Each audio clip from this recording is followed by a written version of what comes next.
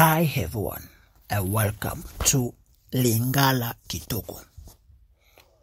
We're going to take a look at the collective nouns for people. My name is JK29. Mbote na bino nyoso pe boyeli malamo na Lingala Kitoko. Tokotala bakombo ya desanga tope ba no collective pona bato. Bakombo ya desanga tope ba no collective pona bato. Komonanga ezali JK29. Are you ready to learn? Let's do it. Grab your notebook and pen. Please have a seat. Collective nouns for people. Bakombo ya lisanga pona bato. Tosana obabenge ya liboso etuluku ya bato ya libatele babengaka yango squad ya bato. Etuluku ya bato ya libatele babengaka yango squad ya bato. A group of security is called squad.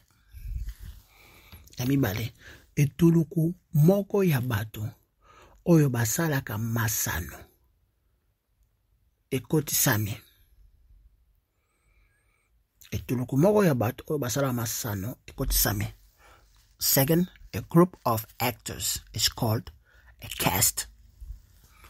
Ya misato etuluku ya bato ya masuwa babengaka yango bato ya masuwa.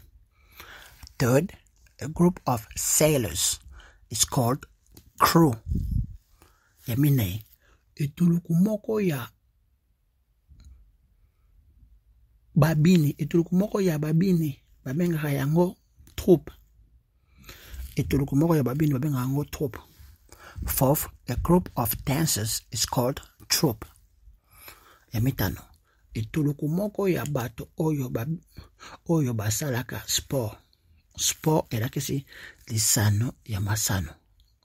Donc etuluku moko ya bato oyo basalaka lisano ya masano to sport babengaka yango ekipi. The fifth one, a group of athletes is called team.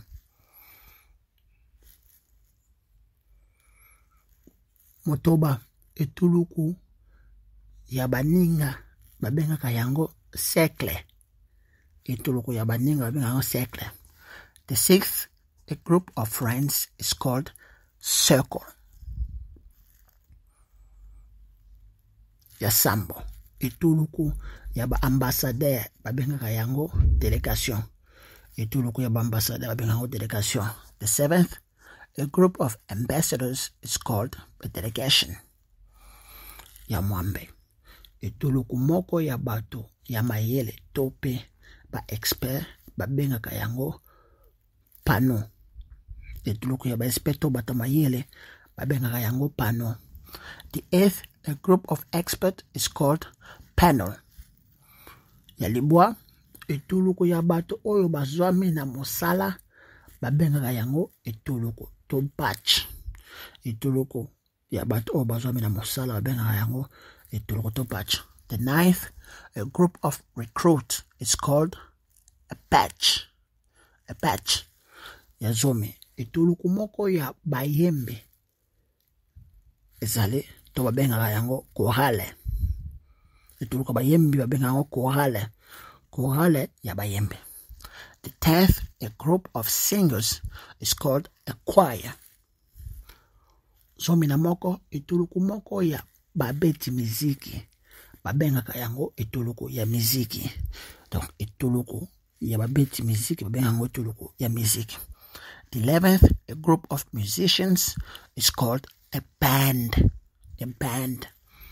Zomi na mibale etuluku monene ya bato babengaka yango ebele ya bato. To etuluku monene ya bato babengaka yango ebele ya bato. The 12th, a large group of people is called crowd. Zomi na misato etuluku ya bato oyo bazwaka bikatele etuluku ya bato bazwaka bikateli babengaka yango comité.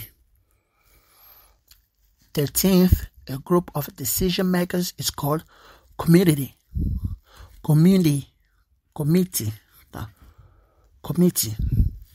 So mina etuluku ya bayoki babengaka yango bayoki. Etuluku ya bato bazoyoka to bayoki babengaka yango bayoki. 14th, a group of listeners is called an audience. Zomi na mitano weza yasuka etuluku moko ya bato mabe babengaka yango etuluku ya bato mabe to gang to kuluna. Etuluku moko ya bato mabe babengaka yango etuluku ya bato mabe to gang to kuluna. 13th, a group of criminals is called a gang. You have just learned the collective nouns for people. If the today lesson and the previous one has pleased you, do not forget to like, to follow us, to comment, and to share with others. Ohikuli sikawa bakombo ya lisanga to bano collective pona bato. So kilite ya to leso ya lelo se pelisi yope oyelekaki ko bosa na te ko aimer, ko s'abonner, ko partager, pe ko commenter. I will see you next time.